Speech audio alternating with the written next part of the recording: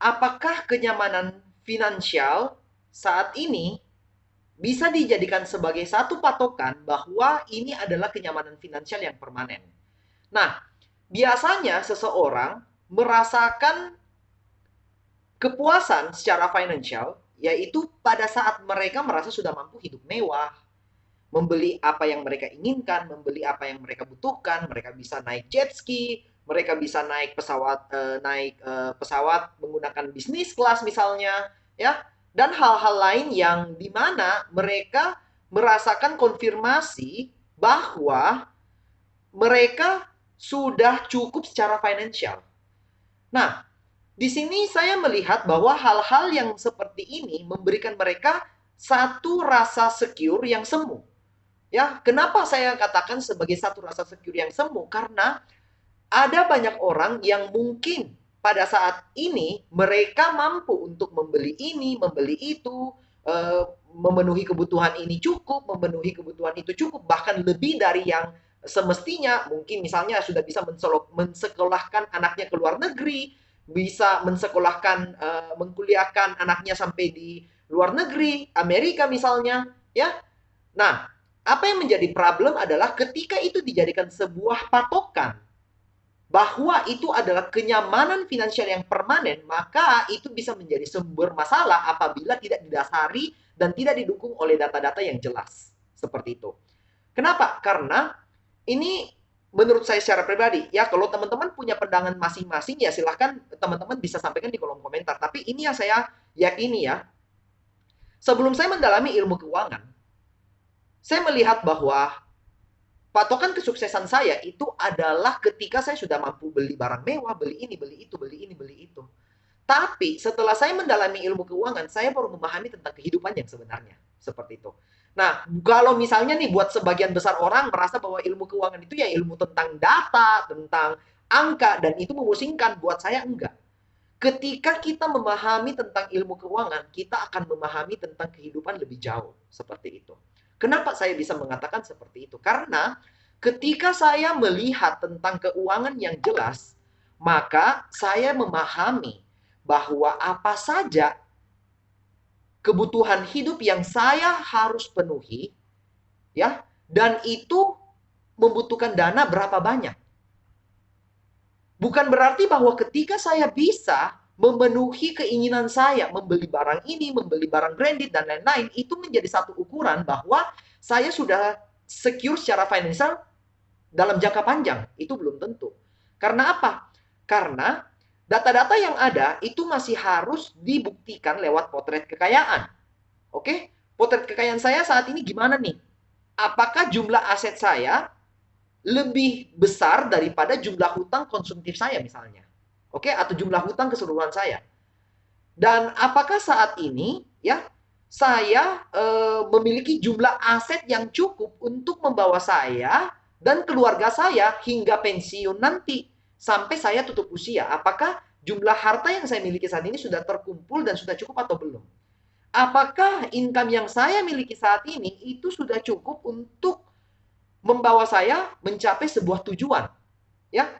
Nah, apa yang menjadi satu problem yang sangat besar adalah ketika saya mengira penghasilan saya saat ini sudah cukup untuk membawa saya ke tujuan saya hingga saya sudah tutup usia seperti itu. Nah, sejak saya belajar tentang ilmu keuangan, saya baru paham bahwa semua itu ada hitungannya, semua itu ada data yang jelas, yang dimana yang dari data itu kita bisa mengacu bahwa apakah hari ini saya sudah cukup berusaha atau belum. Jangan sampai saya mengira bahwa hari ini saya sudah melakukan effort yang luar biasa dan effort saya ini menurut saya ini sudah sangat cukup, itu ternyata belum cukup. Dan saya baru sadar itu ketika kebutuhan itu sudah harus dipenuhi dan uang saya nggak ada. Ya, oleh karena itu saya melihat bahwa ilmu keuangan ini bukanlah ilmu soal angka, bukanlah ilmu soal cara berinvestasi atau apa, tapi ilmu keuangan ini adalah ilmu kehidupan yang menggambarkan apakah hari ini karakter saya, ya sifat saya, kapasitas saya sudah mumpuni atau sudah cukup untuk membawa saya kepada tujuan saya hingga saya tutup usia seperti itu. ya. Ketika saya mengatakan bahwa saya menginginkan kenyamanan finansial yang permanen. Nah, apakah saya sudah tahu berapa sih nilai yang saya butuhkan untuk mendapatkan kenyamanan finansial yang permanen itu? Nilainya berapa? Ya, income saya minimal berapa untuk mencapai angka tersebut? Dan yang paling penting adalah karakter apa lagi atau kapasitas apa lagi yang saya harus tumbuhkan untuk memenuhi tujuan saya hingga saya tutup usia. Nah, buat sebagian besar orang, banyak yang merasa bahwa problem seseorang yang paling utama, ya problem seseorang yang paling utama ketika mereka tidak berhasil mencapai atau berhasil memenuhi kebutuhan hidupnya hingga mereka tutup usia, ya merasa cukup hingga tutup usia, itu banyak yang berpikir bahwa mereka tidak punya cukup skill, tidak punya cukup knowledge, tidak punya cukup ilmu. Nah, di sini jujur ini yang saya mau cerita tentang kehidupan saya ya. Kalau saya flashback tentang kehidupan saya ya, saat ini saya masih berjuang untuk melawan dan menyangkal diri saya agar saya bisa menjadi orang yang bertumbuh menjadi lebih baik. Ya.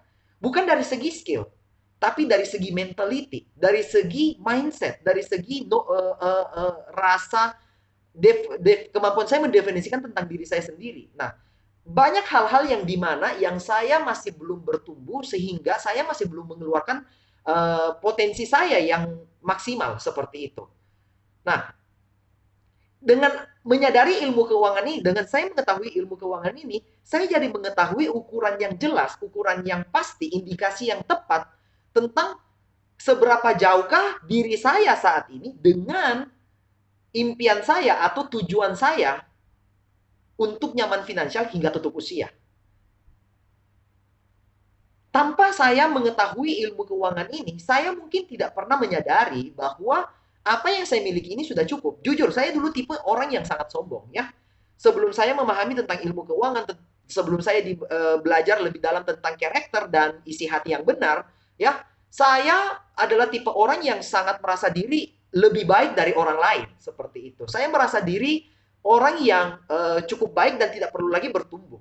Nah, sangat bersyukur karena pada akhirnya saya bisa mendapatkan insight, kesadaran bahwa hari ini jika saya seperti ini adanya, maka saya akan terkecoh oleh rasa nyaman yang semu seperti itu.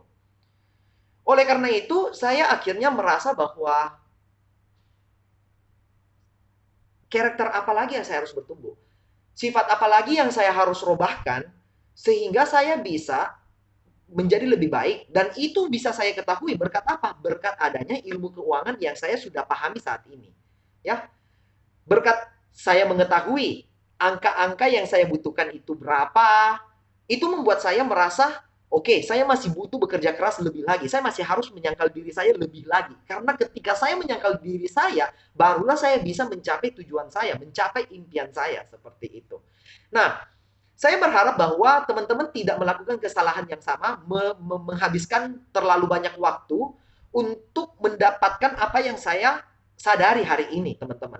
Ya, jujur, saya sangat bersyukur apabila ya saya bisa mengetahui apa yang saya ketahui hari ini itu 10 tahun yang lalu. Karena itu akan membuat saya bisa melaju lebih cepat, lebih awal, teman-teman. Seperti itu. Tapi kalau ya saya nggak bisa mensesali apa-apa ya, tapi inilah yang terjadi ya. Saya harus bilang apa? Karena ini sudah berlalu kurang lebih sekitar 10 tahun dari keimpian saya ya.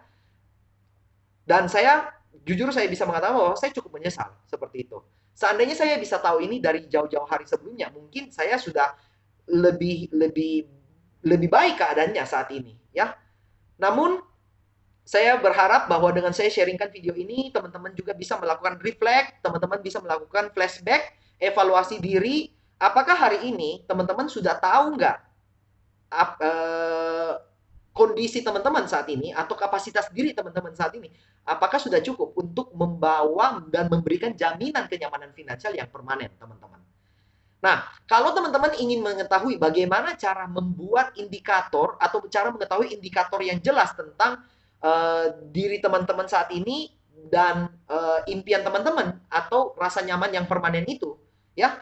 Silahkan teman-teman bisa hubungi saya secara pribadi, ya, DM saya boleh, silahkan. Dan nanti saya akan membantu teman-teman untuk melihat tentang diri teman-teman lebih dalam, kondisi teman-teman, dan seberapa jauh sih teman-teman dengan impian teman-teman.